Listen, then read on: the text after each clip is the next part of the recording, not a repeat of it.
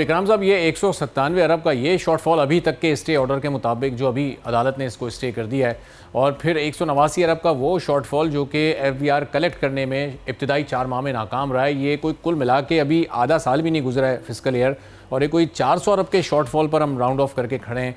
तो जब ये इख्तिताम होगा फिस्कल ईयर का, वो जो 13,000 अरब का हमने टारगेट सेट किया हुआ है, उसमें तो अच्छा खासा शॉर्टफॉल हम कर जाएंगे। और अगर अभी से एहसास हो गया एफबीआर को या हुकूमत को, तो फिर बड़े भारी टैक्सेस को मिनी बजट की सूरत में या नए टैक्सेस की सूरत में आयद होने वाले हैं। तो किस तरफ हम लेकर जा रहे हैं अपने टैक्स के मामला को? ये कह रहे, जिस तरह आप कह रहे हैं कि किस तरफ लेके जा रहे हैं, इसी तरह का एक और बुनियादी सवाल उठाना चाहिए। वो ये कि रियासत चलती है बजट पे। बजट पे रियासत तब चलती है जब मार्केट में एक्टिविटी हो रही हो, मार्केट जो है डायनेमिक हो। मार्केट डायनेमिक होगी जब कर्जे मिलेंगे प्राइवेट सेक्टर को, नहीं मिलेंगे और सिर्फ ट्रेजरी बिल की तरफ ही जाते रहेंगे, तो इसका मतलब क्या हुआ कि आपने मार्केट को नहीं चलाना।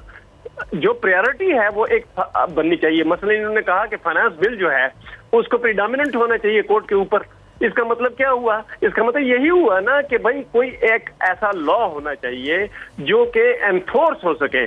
जो फिलहाल ये जो फाइनेंस बिल की जो प्रीडोमिनेंस है ओवर द कोर्ट, ये एस्टेब्लिश ही नहीं हुई। इसका मतलब क्या हुआ कि आपने अपने रियासत के कवानीन उनको एनफोर्स नहीं कर पा रहे। ये एनफोर्समेंट जो है ये लाजिम है, इसके लिए कोई टूल किट बनानी होगी। मैंने पहले टूल किट की बात की है कि टूल किट इसके लिए चाहिए कि आपको इसमें कैसे कानून साजी करनी है और उसकी इन्फोर्समेंट किस तरह करनी है। ये है मामला। ठीक है, तो अब ये इसमें इशू कहाँ आ रहा है? ये रिजॉल्व हो क्यों नहीं पा रहा? एफबीआर या गवर्नमेंट के एंड से एक पॉलिसी वो लेकर आ गए, उसको इम्प्लीमेंट भी कर दिया, पूरे साल उस पर कोई एतराज़ नहीं हुआ। अब जब कलेक्शन का मामला था, जब वो एंड होना था मामला टैक्स लेने की सूरत में, उस वक्त फिर ये कोर्ट्स अदालत चले गए। तो अब आप देखें, टैक्स देने वाले टैक्स देना नहीं चाह रहे, टैक्स जमा करने वालों की प्लानिंग में बड़े फ्लॉज हैं। तो ये ओवरऑल किसी बड़े रिफॉर्म की इस वक्त हमें ज़रूरत है शायद। जी, उसका मतलब यही है, एक ही चीज है, और उसका नाम मैं अभी तक नहीं लेना चाहता था, लेकिन इस सवाल के बाद मैं ले रहा हूँ। देखिए, पाकिस्तान जैसी मशतों में जहाँ पे एनफोर्समेंट नहीं होती, रेगुलेशन नहीं होती, जहाँ पे लॉ मेकिंग प्रॉपर नहीं होती, वहाँ पे मोनोपोलीज क्रिएट हो जाती हैं, क्योंकि एनफोर्समेंट हो नहीं रही किसी भी चीज की। तो ये जो मोनोपोली है ये आपकी पार्लियामेंट में भी मौजूद है। जो पार्लियामेंट में मोनोपोली सिस्टम के लोग बैठे हुए हैं, जो स्टेट बैंक है वो अपनी मोनोपोली कर्जा देकर मुनाफा कमाने के कानून पे चल रहा है।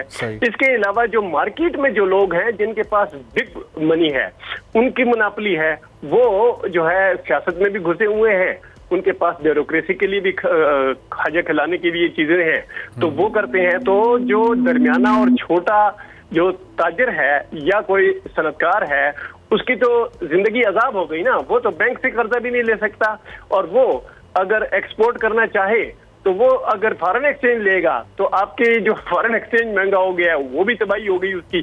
तो उसके लिए चाहिए कि एक टूल किट बनाई जाए कि इस सिस्टम को सारे को रीहॉल करना है।